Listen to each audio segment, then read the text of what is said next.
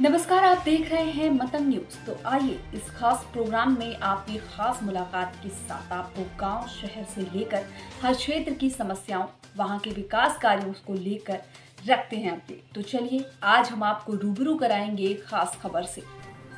दिनेश कटीक राज्य मंत्री ने दिल्ली और मिल्कीपुर के परिणाम पर दी अपनी प्रतिक्रिया। समाजवादी पार्टी एवं अध्यक्ष अखिलेश यादव पर लगाए गए आरोप। जब प्रदेश सरकार का मुखिया भ्रष्टाचार में जेल गया हो, तब दिल्ली प्रदेश की जनता ने पहले ही तय कर लिया था कि हमें ईमानदार सरकार लानी है। इसलिए उसने भारतीय जनता पार्टी के पक्ष में अपने जनादेश दिया है। यह बातें प्रदेश सरकार के जल शक्ति विभाग, सिंचाई, जल संसाधन, यांत्रिक बाढ़ नियंत्रण, प्रति भूमि विकास, लघु सिंचाई, नमामि गंगे राज्य मंत्री दिनेश कटीक ने आजमगढ़ में विभागीय समीक्षा के दौरान कही। मिल्कीपुर के परिणाम के बारे में उन्होंने बताया कि महाअयोध्या का एक ही राजा है, वे है भगवान श्री राम। इससे इधर समाजवादी पार्टी ने वर्तमान सांसद अवधेश प्रसाद को राजा घोषित कर दिया था। यह परिणाम उसी दिन आ गया जब सपा ने सांसद को राजा घोषित कर दिया था। राज्य मंत्री दिनेश कटीक ने सरकार मुखिया पर आरोप लगाते हुए कहा कि अखिलेश यादव की जब सरकार बन जाती है तब वह रोते हैं, जब नहीं बनती है तब भी रोते हैं, यही उनका काम है। उन्होंने आगे कहा कि प्रदेश में मुख्यमंत्री योगी आदित्यनाथ जी, एक प्रधानमंत्री नरेंद्र मोदी जी के नेतृत्व में जितने भी आदमी चुनाव होंगे उन सभी में भारतीय जनता पार्टी ही जीतेगी।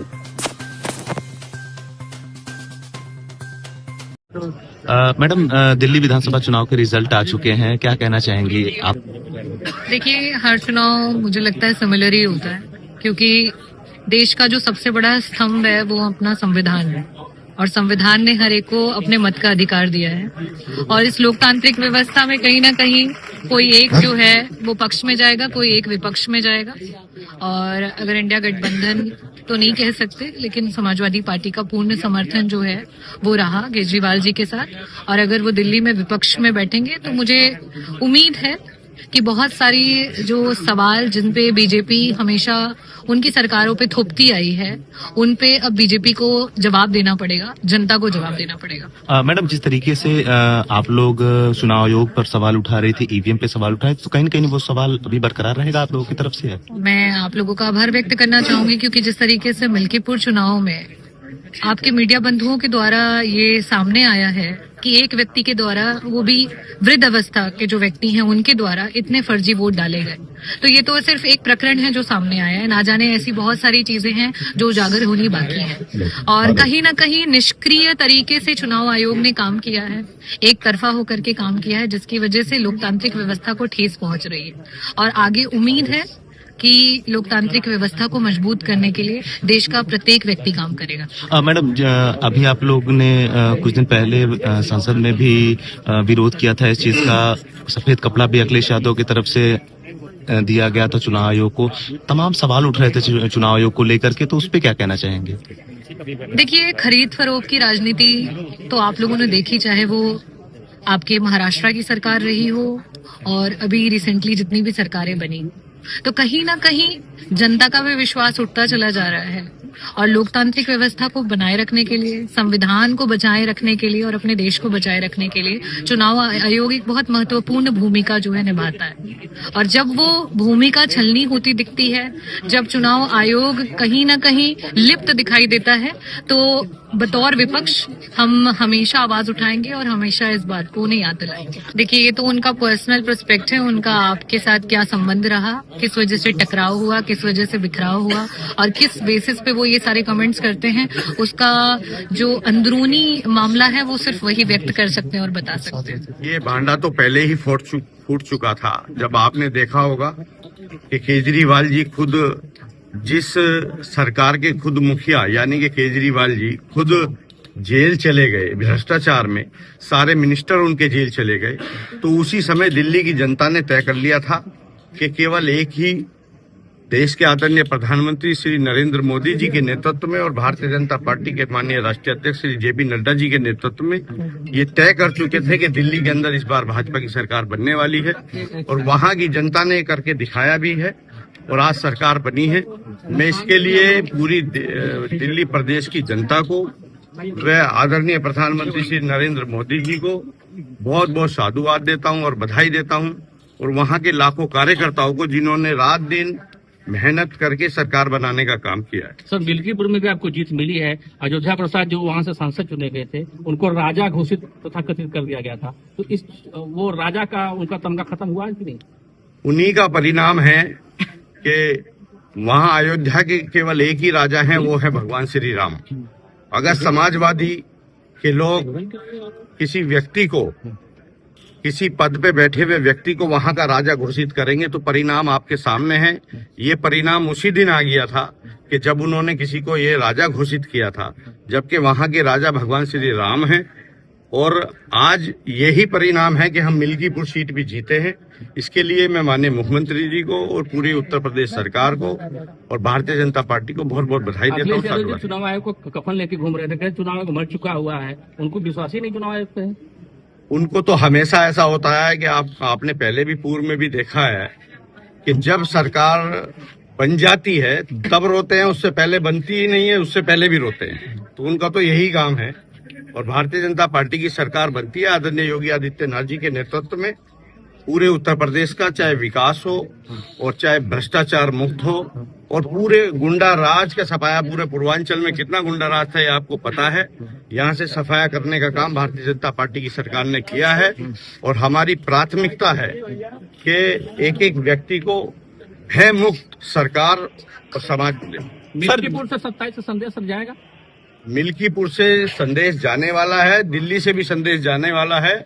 और आने वाले समय में भी देखना, भारतीय जनता पार्टी के नेतृत्व में, आदरणीय योगी जी के नेतृत्व में जितने भी चुनाव होंगे वो पूर्ण रूप से सभी जीते जाएंगे। तो दिल्ली में तो केजरीवाल खुद अपना चुनाव हार गए, सिसोदिया साहब हार गए चुनाव, सौरभ भारद्वाज भी हार गए, सब बड़े नेता हार चुके हैं, क्या कहेंगे? अब आप ये देखिएगा, जिनके नेता की जमानत जब्त हो गई वो चुनाव हार गए तो उनकी पार्टी कहाँ बचने वाली है? आप बताइए। सबका सफाया हो गया, केवल एक ही है, एक ही राष्ट्र, एक ही सनातन और नरेंद्र मोदी जिंदाबाद। तो क्या दोबारा फिर केजरीवाल जेल जाएंगे? ये तो भ्रष्टाचार के उनके केस अभी खुलेंगे तो आगे देखा जाएगा। ये सरकार ठीक सर, क्या है और क्या करेंगे आज जी मेरे लिए बहुत ही परम सौभाग्य का दिन है कि आजमगढ़ जिले के अंदर श्री पंकज मोहन सोनकर जी द्वारा, जो मेरे भाई हैं, अखिल भारतीय खटीक समाज का ये सम्मेलन है। पूरे समाज को आसपास के जिले से बुला करके सबको एक बहुत अच्छा आयोजन आप लोगों ने किया है। मैं इसके लिए अखिल भारतीय खटीक समाज को और व्यक्तिगत अपने भाई श्री पंकज सोनकर जी को बहुत बहुत इसके लिए धन्यवाद करता हूँ, साधुवाद देता हूँ कि उन्होंने एक विचारधारा को, एक समाज को इकट्ठा करने के लिए और आगे कैसे हमारी जनरेशन चले उसके लिए आज ये कार्यक्रम है। इसके लिए मैं पूरे आजमगढ़ निवासियों का बहुत बहुत धन्यवाद करता हूं और बहुत बधाई देता हूं। सर, योगी सरकार खटीक समाज के लिए कुछ स्पेशल कर रही हो, जैसे उनको मुख्यधारा में लाने के लिए? भारतीय जनता पार्टी ने हमेशा से, मुगल काल लें या ब्रिटिश काल लें, अभी आपने एक डॉक्यूमेंट्री आप लोगों ने भी यहाँ देखी है, हमेशा भारतीय जनता पार्टी हमारी विचारधारा है, सनातन हमारी एक विचारधारा है, उसके साथ हमारा खटीक समाज पहले से ही जुड़ा रहा है।